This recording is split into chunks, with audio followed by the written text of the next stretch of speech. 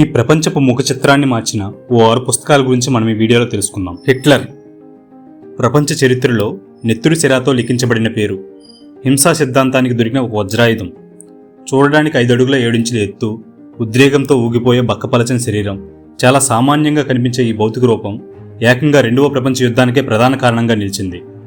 అంతటి ప్రభావాన్ని చూపినది ఆ భౌతిక రూపం కాదు, ఆ రూపంలోని కదిలే ఆలోచనలు, ప్రగాఢంగా తాను నమ్మిన సిద్ధాంతాలు. మరి అడాల్ఫ్ హిట్లర్లో అంతటి బలమైన ఆలోచనలు ఏర్పడడానికి గల కారణం తన బాల్యంలో చవిచూసిన చేదు అనుభవాలు మరియు తన జీవితంలో ఎదుర్కొన్న పరిస్థితులు.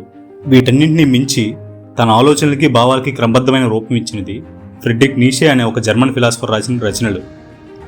ఆ రచనల్లో దెస్పుక్ జరతుస్త్ర అనే పుస్తకం హిట్లర్ని అత్యంత ప్రభావితం చేసింది.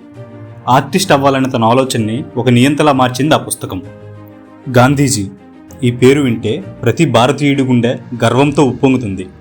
ఆంగ్లేయుల దౌర్జన్యాన్ని తన అహింసా మార్గంతో అణిచివేశాడు. నేడు మనం పీల్చుకుంటున్న ఈ స్వేచ్ఛావాయువుల వెనుకాల ఎందరో వీరుల ప్రాణత్యాగాలున్నాయి. అందులో నిస్సందేహంగా గాంధీజీ పేరు ఉండి తీరుతుంది.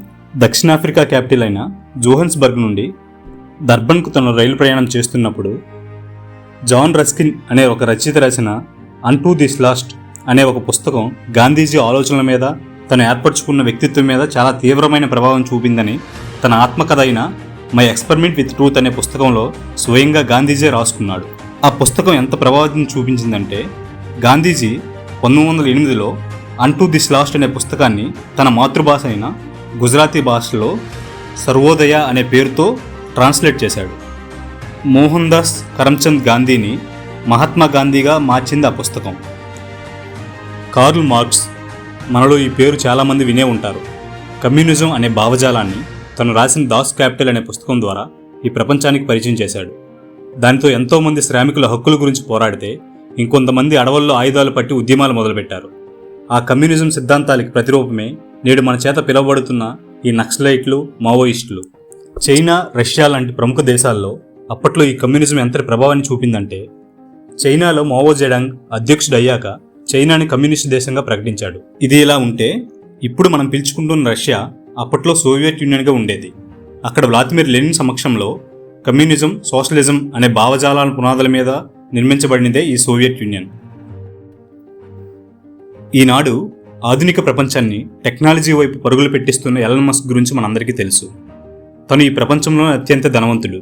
ఒకవైపు స్పేస్ ఎక్స్ అనే తన కంపెనీతో అంతరిక్షంలో తను చేస్తున్న పరిశోధనలు, ప్రయోగాలు అలా ఉంటే, మరోవైపు టెస్లా అనే కంపెనీతో ఎలక్ట్రిక్ వెహికల్స్ అని, ఆర్టిఫిషియల్ ఇంటెలిజెన్స్ అని, సోలార్ వెహికల్స్ అని ఇలా రకరకాల రెవల్యూషనరీ థాట్స్తో మనందరి చూపు తన వైపు తిప్పుకునేలా చేస్తున్నాడు. ఎలన్ మస్క్ని ఒక ఇంటర్వ్యూలో మీరు భవిష్యత్తులో వచ్చే మార్పుల గురించి ఈరోజే ఎలా ఆలోచిస్తున్నారు, ఈ ఫ్యూచర్ టెక్నాలజీ గురించి ముందుగానే ఎలా ఊహిస్తున్నారు అనే ఆ ఇంటర్వ్యూలో అడిగితే ఎలన్ మస్క్ ఇచ్చిన సమాధానం ఏంటంటే, అది నాకు మా నాన్నగారి చేత ఇవ్వబడిన బహుమతి.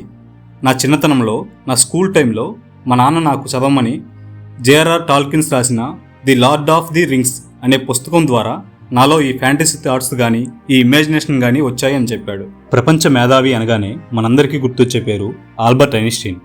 తన భౌతిక శాస్త్రంలో సాధించిన నోబెల్ బహుమతి గురించి కానీ, తను ప్రపోజ్ చేసిన అనేక రకాల సిద్ధాంతాల గురించి కానీ మనం చాలా గొప్పగా చెప్పుకుంటాం. కానీ ఐన్స్టీన్ ఆలోచనల్ని, సైన్స్ పట్ల తన ఆలోచన దృక్పథాన్ని మార్చినది లియో స్విట్జర్లాండ్ అనే ఒక రచయిత రాసిన టువర్డ్ ఏ లివబుల్ వరల్డ్ అనే ఒక పుస్తకం.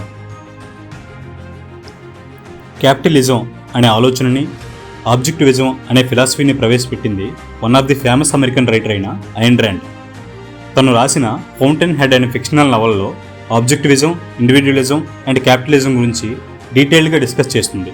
తన క్యాపిటలిజం అనే ఆలోచన ద్వారా ప్రపంచవ్యాప్తంగా ఎందరో వ్యక్తులు వారి వారి రంగాల్లో ఎంతగానో ప్రభావితులయ్యారు.